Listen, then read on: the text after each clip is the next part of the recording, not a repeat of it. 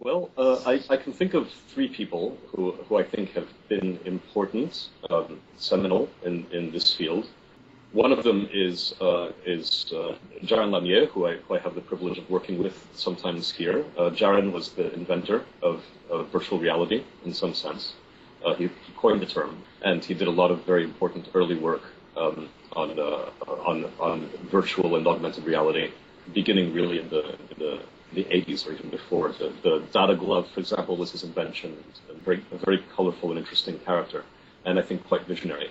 Jeremy Bailenson has done a lot of very interesting work on video games and immersive environments and how those connect with cognitive capabilities and with sort of the neuroscience, if you like, of immersed experiences. So I think he's very interesting as well.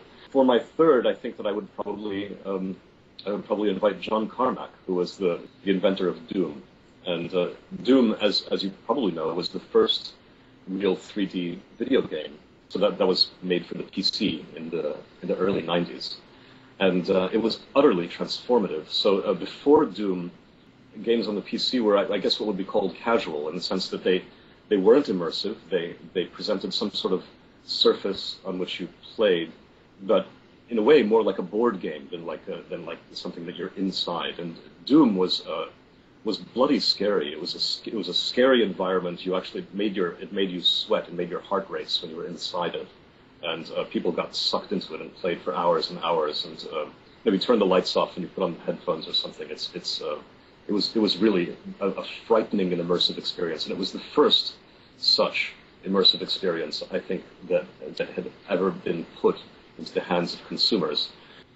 Discussing some of the pressing issues that confront us, I think that is a whole other question.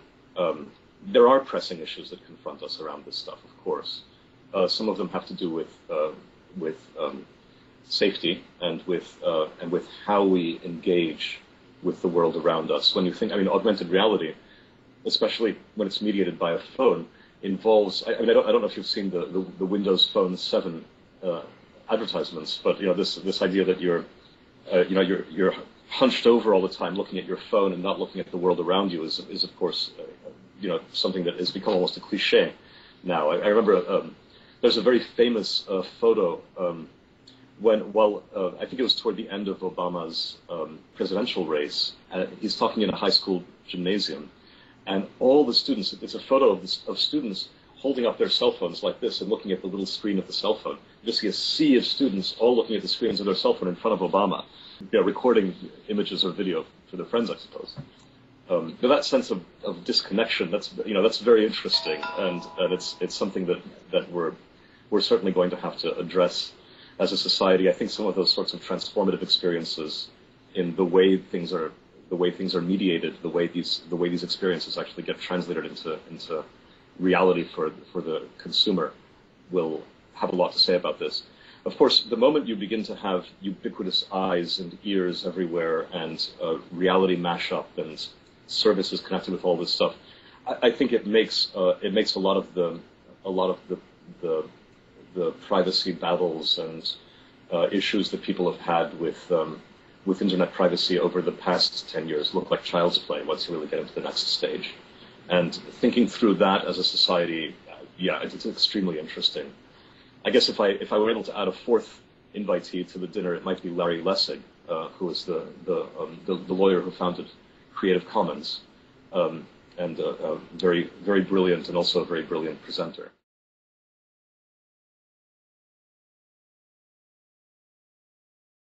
So I'm Blaise Arcas. I am the distinguished engineer of Bing Mobile and Places, which includes Bing Maps.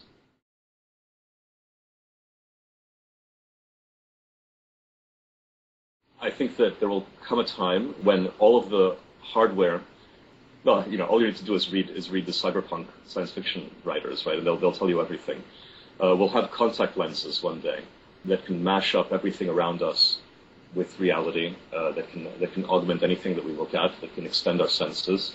A lot of this is about augmenting ourselves as people, augmenting our ability to sense information, to combine metadata with primary experiences, to communicate to teleport ourselves. I'm not that optimistic about the senses of touch or smell or taste, but as far as vision and audition go, I think that our senses of sight and of sound will become completely collective and will become completely mutable in the sense that we can hear or see as if we were anywhere or anyone, and the consequences for that societally are almost beyond comprehension.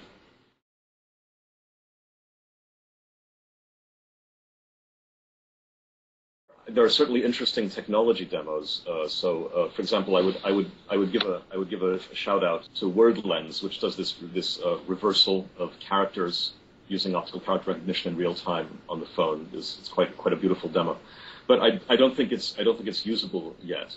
Honestly, I haven't yet seen the augmented reality application that I think becomes something that I want to use all the time in my life. I think that's still in the future.